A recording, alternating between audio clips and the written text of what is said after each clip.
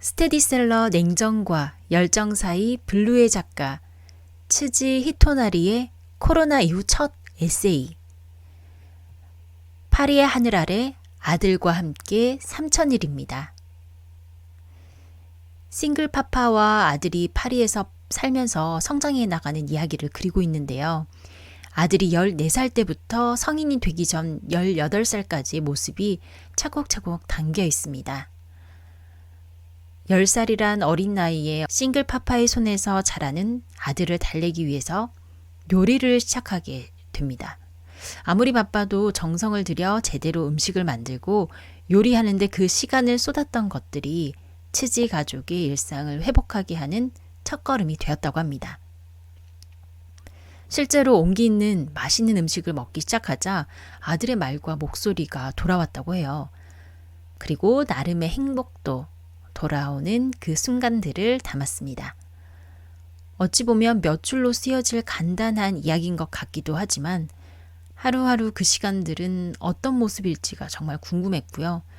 저도 육아를 하다 보니까 타지에서 특히 프랑스에서 혼자서 아이를 키운다면 어땠을까도 참 궁금한 포인트였고 작가의 삶 자체도 궁금했어요. 자기 일을 하면서 아이들을 어떻게 잘 키웠을까 하는 궁금증이 커져서 이 책을 읽기 시작했습니다. 주식회사 도서출판 성한당에서 책을 제공받고 낭독하게 되었습니다.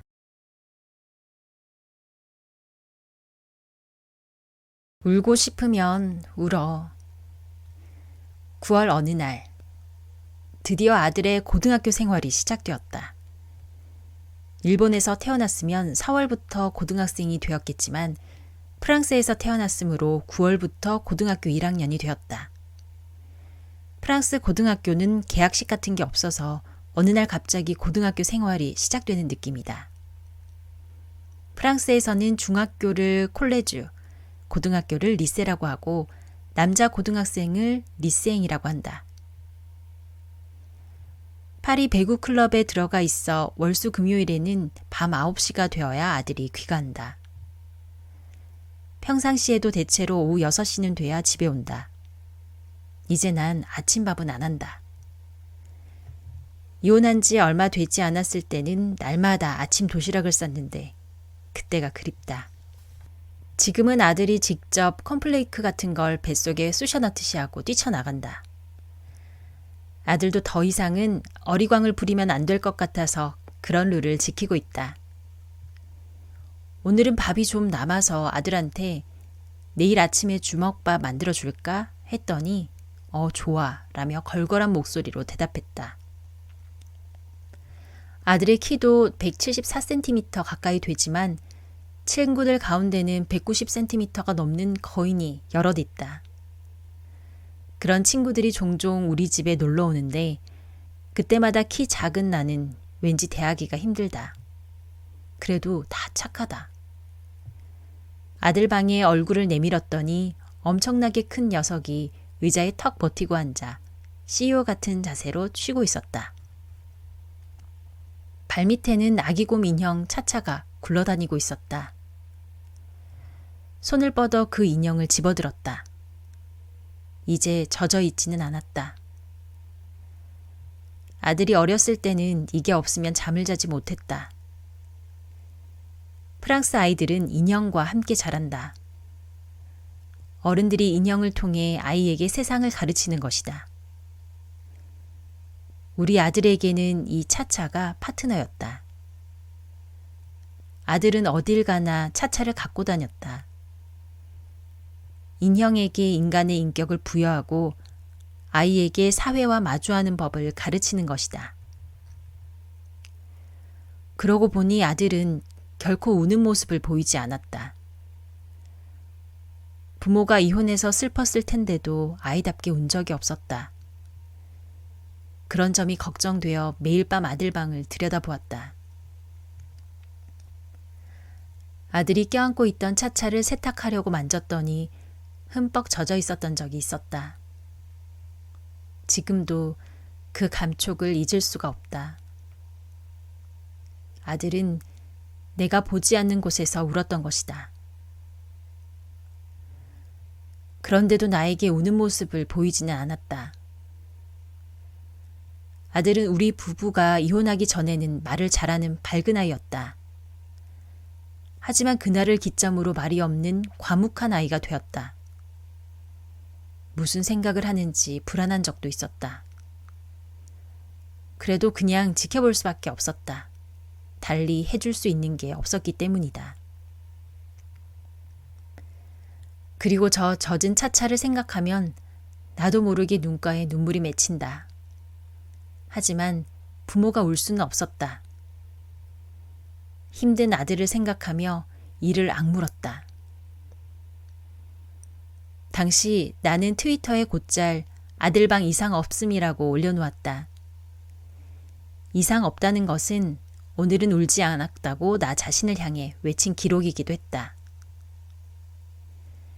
세상에서 가장 작은 가족이 앞으로 나아가는 데 필요한 글이었고 도시락 사진은 자신을 다독이기 위한 메시지였다. 트위터에 좋아요가 100개 정도 달리면 그것 봐 하며 그 수만큼 나를 칭찬할 수가 있었다. 그리고 마침내 초등학생이었던 그 애가 고등학생이 된 것이다. 그리 놀랄 일도 자랑할 일도 아니다. 그저 그날을 살아온 덕이라고 생각한다. 아니, 그게 아니다. 차차 네 덕분이었어. 고마워. 그리고 보니 너도 고등학생이 되었구나. 아들과 같은 해에 태어났으니까. 잊고 있었어. 네가 아들을 지켜봐준 덕분에 드디어 아들이 고등학생이 된 거야. 정말 고마워. 아들이 이 집을 떠난 후에도 나는 너를 소중하게 간직하며 살게. 그건 약속이었다. 우리는 한 가족이니까.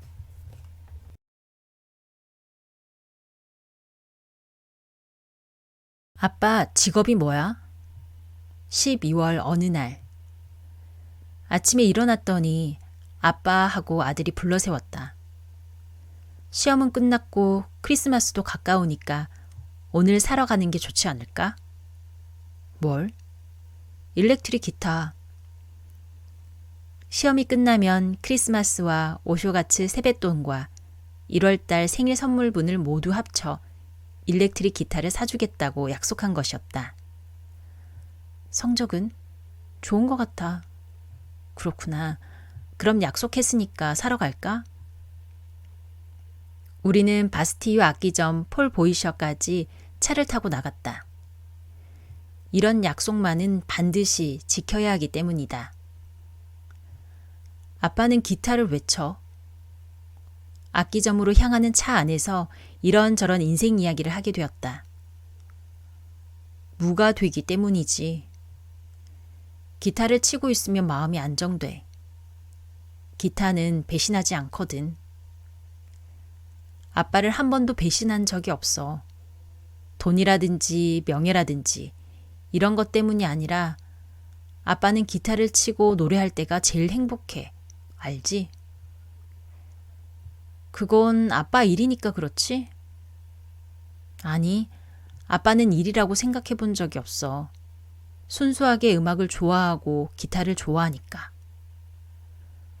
그럼 본업은 작가라는 거야? 글쎄, 모르겠다. 일이지만 잘 모르겠어. 그 부분은 애매모호해. 아빠는 회사에 근무한 적이 없고 명함을 가져본 적이 없어. 월급이라는 걸 받아본 적이 없는 셈이지. 예전에는 음악이나 소설도 일이 되었어.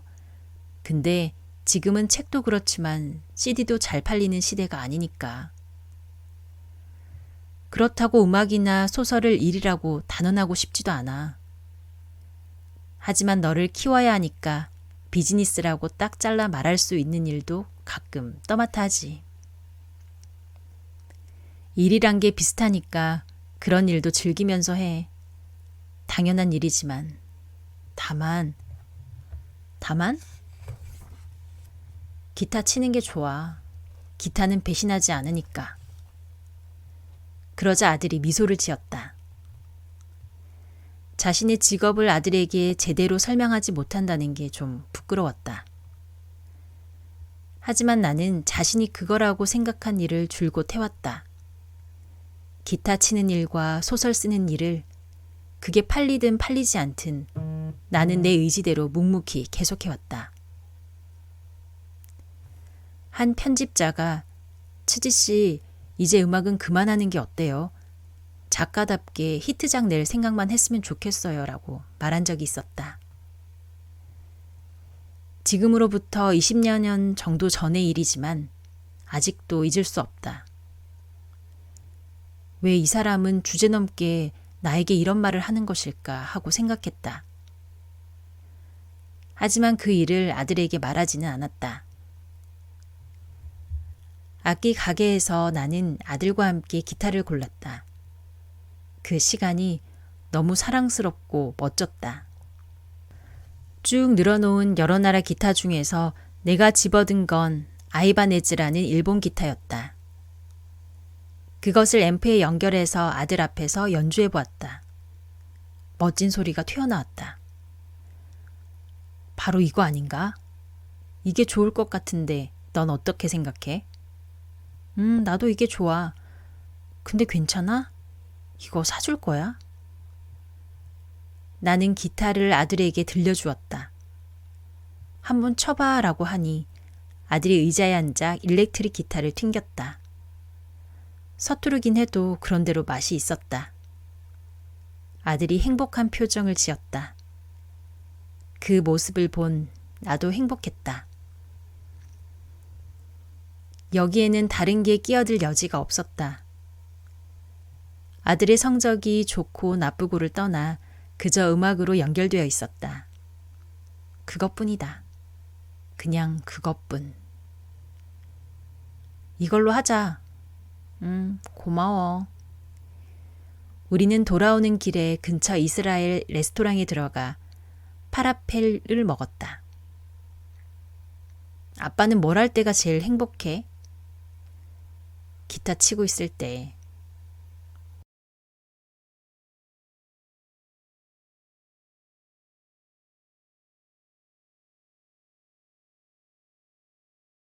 아빠만의 시간을 즐겨.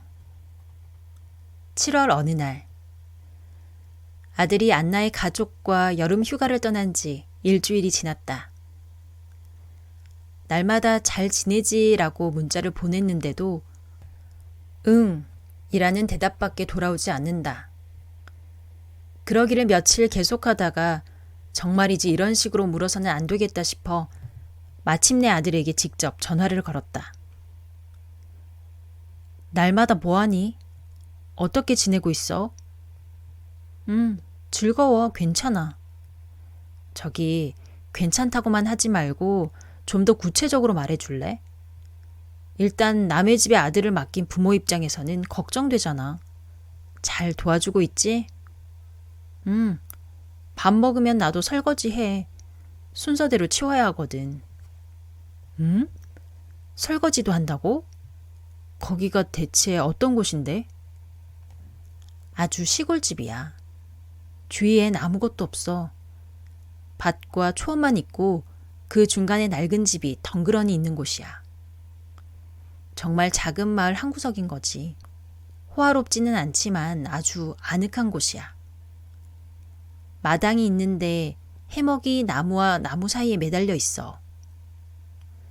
거기서 낮잠을 자기도 하고 마당에서 밥을 먹기도 해. 파리와는 전혀 달라. 별이 예쁜데 그곳에서 애들이랑 얘기도 많이 하고 놀아. 뭐 먹어 맨날? 아빠가 만들어주는 요리처럼 정성 들여 만든 건 아니야. 놀라울 정도로 간단한 것들 뿐인데 그게 너무 신선해. 그러니까 그냥 가정집 맛이지. 다 같이 큰 접시에 담긴 파스타나 치킨 같은 것에 손을 뻗어 먹어. 대가족 속에 있으니까 설렐 때가 많아. 날마다 가족은 참 좋은 거구나 하는 생각이 들어. 안나한테는 여동생이 둘 있는데 그 애들이랑 그 애들의 친구들이랑도 얘기를 많이 하고 놀아. 다 같이 바다에 가기도 하고 근처 동네까지 산책도 하고 그래. 저녁밥 하는 걸 도와주기도 하고. 아들의 들뜬 기분이 전해져 온다. 2개월이나 봉쇄령이 계속되어 거의 집에서 나가지 못한 16살짜리 온순한 아들 목소리가 통통 튀었다. 컴퓨터 안에서만 살아가는 날들과는 달리 리얼한 것들이 그곳에 있었던 것이다. 2층에 방이 3개 있는데 3그룹으로 나뉘어서 자는 거야. 나는 안나와 안나의 친구 마에와 릴리와 같은 방을 써. 방에 침대가 4개 있는데 이불 같은 게 다 있는 게 아니어서 거기에 침낭을 놓고 자. 안나의 사촌 오빠들도 중간부터 합류해서 꽤 시끌벅적해. 날마다 밤늦게까지 다 같이 이야기하고. 가족의 일원인 것 같아서 화기애애해. 안나 엄마는 나를 자기 아들처럼 대해줘서 나도 많이 도와줬어. 쓰레기를 버리기도 하고 장 보러 갈 때 같이 가기도 하고 욕실 청소를 하기도 하고. 아빠, 집에 가면 내가 아침마다 조식 세트를 만들 거야. 대가족은 식탁 위에 엄마가 날마다 아침빵, 요구르트, 오렌지 주스, 잼, 버터, 햄, 삶은 달걀 같은 걸 올려놔. 요리 같은 건 아닌데 그게 너무 좋아. 일어난 순서대로 먹는데 애들 중에서는 내가 항상 제일 먼저 일어나니까 안나, 아빠, 엄마 이렇게 셋이서 식사하는 경우가 많아. 있잖아, 이런 행복도 있구나 하고 깨달을 때가 많아. 경험도 되고. 대가족은 좋겠다는 생각도 들었어. 나도 어른이 되면 누군가와 결혼을 하고 가족을 만들고 싶어. 시골에서 보내면서 애들과 함께 밥도 먹고 싶고. 고급 요리가 아니라도 행복해. 밤낮으로 간단한 피자나 파스타를 먹지만 모두 행복해하는 것 같아. 안나 아빠랑 함께 벽에 페인트를 칠하기도 하고 가구 고치는 걸 돕기도 했어. 오래된 집을 샀기 때문에 아직 훌륭하지는 않지만 그래도 조금씩 손으로 가족의 마음을 담아 자신들의 아늑한 공간으로 바꾸고 있거든. 거기에 함께 할 수 있어서 기뻤어. 피를 나눈 형제가 아니고 혼자만 일본인이지만 그래도 모두 정말 상냥하게 대해주고 있어. 그게 보통 있는 일인지도 모르지. 상냥한 것이 당연할 수도 있으니까. 일부러 그렇게 하는 것도 아니고 착한 척도 안 해. 누구도 특별한 취급을 안 해. 그게 말이야. 도와준다는 게 너무 재미있어. 거기에 참여할 수 있는 것, 누군가에게 인정받는다는 것, 신뢰받는다는 것, 어른으로서 받는다는 것, 모든 게 아주 훌륭해. 나는 집에서는 아무것도 안 하지만 그래도 좀 달라졌을 수도 있어. 이거 해, 저거 해 하지 않아도 해야 하니까 몸이 저절로 움직여. 자신이 직접 일을 찾아 한다고나 할까? 고치기도 하고 정리하기도 하고 누군가에게 무슨 말을 듣기 전에 스스로 나서서 생각하고 그 안에서 역할을 해내고 있거든. 날마다 그런 자신에게 놀라고 있어. 그런 가족 안에 있을 수 있어서 지금은 너무 행복해.